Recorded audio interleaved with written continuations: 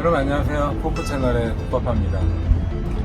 저희가 여기서 이제 에어비앤비 운영을 하고 있는데 에어비앤비 관련해서 좀 궁금해하시는 분들이 계셔가지고 포르투갈에서 어떻게 에어비앤비 사업을 할 수 있는지 그거에 대해서 오늘 여러분들께 좀 설명을 드리려고 합니다. 포르투갈에서 이제 뭔가 새로운 어떤 삶을 꿈꾸시거나 골든 비자를 통해서 부동산을 매입하시는 분들은 아마 에어비앤비 사업을 생각하실 것 같은데요. 오늘 영상이 그런 분들에게 많이 도움이 되었으면 좋겠습니다. 구독자 분들을 위해서 질문은 제가 드리고 답은 동파파님이 해주시는 걸로 진행을 할게요. 포르투에 부동산을 매입을 했어요. 등기까지 나왔어. 그 다음 뭘 하면 돼요? 에어비앤비를 하기 위해서. 우선 제일 먼저 해야 될 거는 그 집들의 그 공과금 계정이 아직 전 집주인으로 다 돼 있을 거거든요. 예를 들면 전기, 가스, 수도, 인터넷, 그리고 이제 관리비 이런 계정들의 명의를 모두 본인 명의로 다 바꿔야 돼요. 그게 이제 가장 먼저 해야 될 일이죠. 그럼 명의 변경을 해요. 매입한 사람이 직접 하는 건가요? 아니면 누구 도움을 받아야지 되는 건지? 그러니까 이제 본인이 포르투갈어를 굉장히 잘한다. 그러면 직접 하셔도 돼요. 기존에 있는데 그 공급하던 업체랑 재계약을 할 건지 아니면 다른 업체를 쓸 건지 판단 잘 고려해가지고 알아본 다음에 이제 그 업체랑 별도로 이제 다 연락을 해서 계약을 하는 거죠. 그때 이제 내가 필요한 소유권 이전 서류라든지 등기부 등본을 가져가서 내가 이렇게 주인이 새로 됐는데 계정을 바꾸고 싶다. 그렇게 해서 이제 직접 다 바꾸는 방법도 있는데 보통 한국 사람 입장에서는 사실 쉽지가 않아요. 그래서 보통은 이제 같이 일을 하는 로펌에 부탁을 하거나 아니면 현지인 만약에 아는 사람이 있다고 하면 현지인을 대리인으로 지정을 해서 현지인으로 하여금 그런 계정들을 바꾸게 할 수 있죠. 그럴 경우에는 조금 더 수월하게 진행할 수 있어요.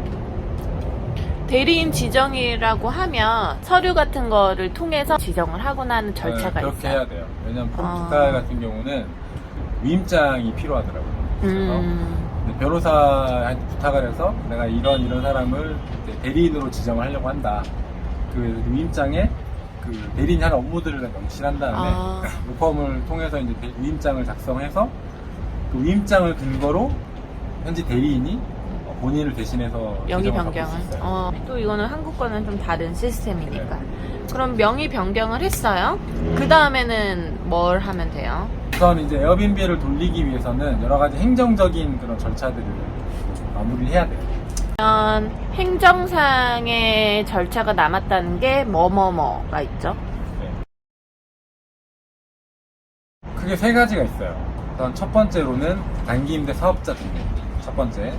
두 번째는 A 라이센스 번호를 발급받으셔야 되고요. 이게 두 번째. 세 번째로는 에어비앤비용 보험을 가입하셔야 돼요. 이 세 가지 절차가 마무리돼야 합법적으로 에어비앤비 사업을 운영할 수 있습니다. 단기 임대 사업자 등록을 하셔야 돼요.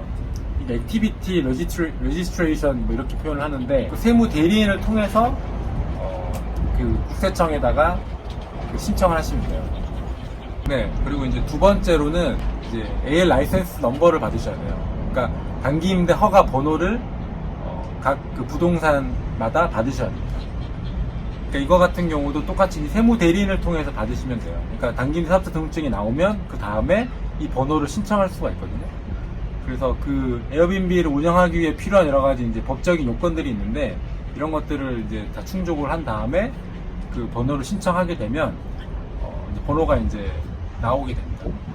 근데 참고로 말씀을 드리면 보통은 이제 에어비앤비로 운영이 되고 있는 집들을 구매하실 경우에는 그대로 두고 그 소유주만 변경을 하면 되기 때문에 좀 절차가 좀 간단해요.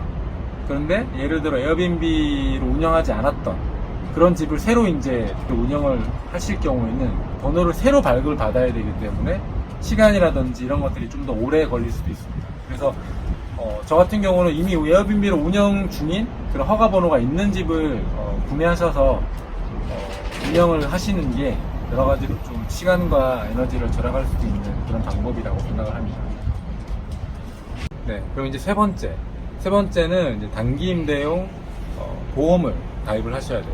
이 보험은 이제 해당 관리자는 정부에서 이제 의무화하는 그런 보험인데요. 이 단기 임대로 이제 들어오는 그런 게스트들을 보호하기 위한 목적으로 의무적으로 그 사업장마다 보험을 가입하도록 그렇게 규정을 하고 있습니다.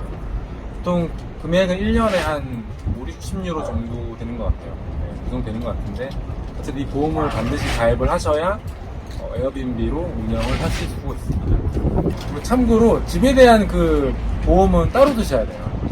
네, 그 보험은 예를 들어 이제 뭐 화재, 누수, 이렇게 막 바람이 막 불어가지고 막 이렇게 막 뭐 기물이 막 날아가면 파손되거나 이런 자연 재해로 인한 이런 것들에 대한 보상이 필요할 수 있잖아요. 이런 것들은 따로 보험회사에 가입을 하셔야 됩니다. 그러니까 결국 그 집에 대한 보험이 이제 에어비앤비를 운영하는 경우는 2개가 되는 거죠. 네. 이 부분을 명심하시면 좋겠습니다.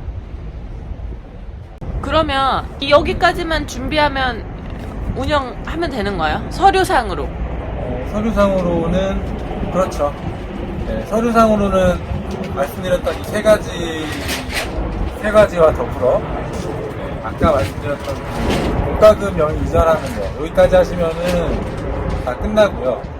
실제로 이제 에어비앤비 운영을 하기 위해서 뭐 집에 대한 여러 가지 뭐 세팅 같은 것들이 필요하잖아요. 뭐 수건도 필요하고 뭐 베드, 린넨도 필요하고 여러 가지 것들이 필요한데 이런 세부적인 부분들은 나중에 저희 이제 줄리엣이 여러분들께 자세하게 설명을 드릴 겁니다. 기대해 주시고요. 다음 영상도 재밌게 봐주시기 바랍니다. 오늘 영상 도움이 됐으면 좋겠습니다. 안녕.